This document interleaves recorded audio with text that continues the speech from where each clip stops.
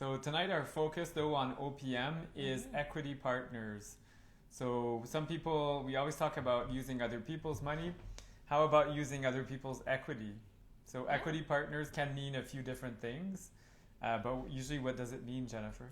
Well, first of all, equity is when you have money that's available on your house. So it could be that the value increased or you paid down your mortgage and now you have some equity available that you can use.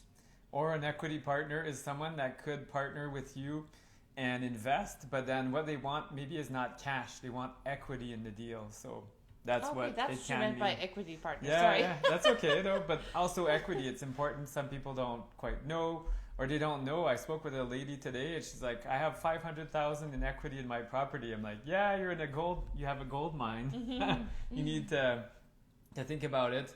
You can deploy it multiple ways. So you can go with some private lending for part of it, refinance, borrow some of it, use it for other projects. So basically, it'd be like doing a JV, but instead of sharing the cash flow, you'd be sharing the equity part with them. Yeah, because some people, like high net worth individuals, or if you're in a certain income tax bracket, sometimes you don't want more cash.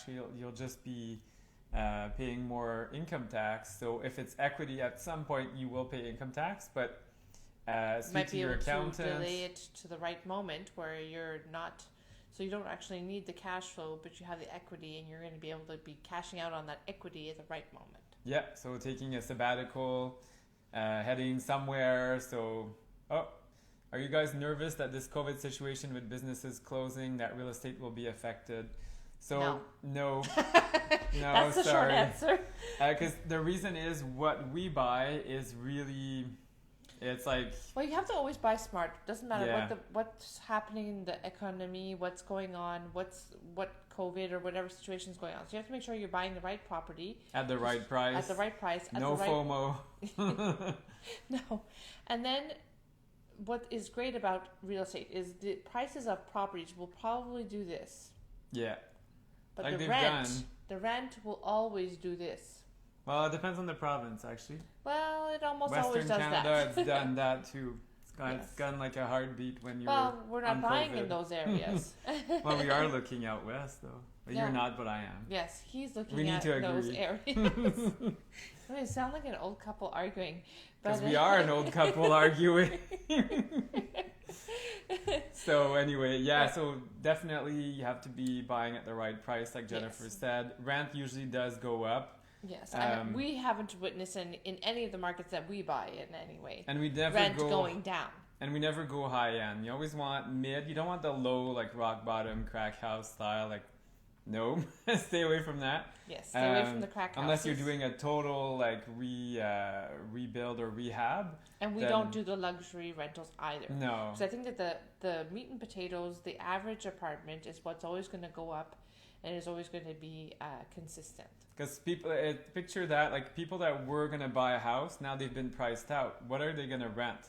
They're usually not going to rent high end. They're going to rent something a little bit cheaper, something sort of affordable to try and save for a property. And people who might have gone to a luxury rental are probably going to go downgrade, to meat and potatoes. Yeah, and they're going to paint and invest in more furniture.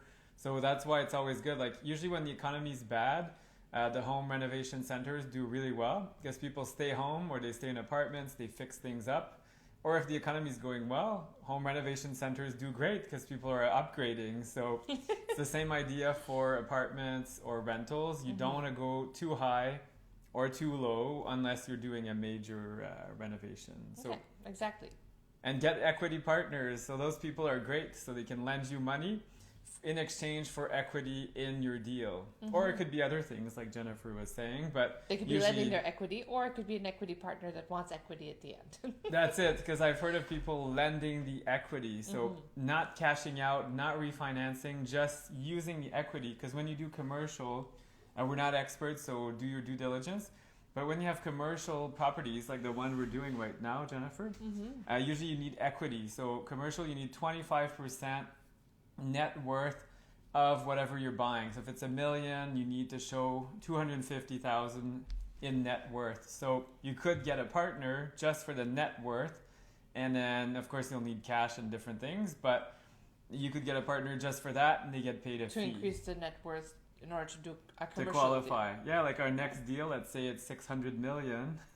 So we will need someone very rich.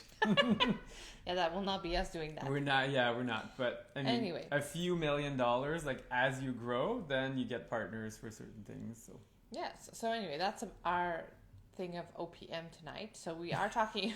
wow, that was convincing. I'm sorry, it's been a long day. But anyway, we're talking about OPM for another 2 days. And then I'm sure that François is going to find us another crazy topic to talk about.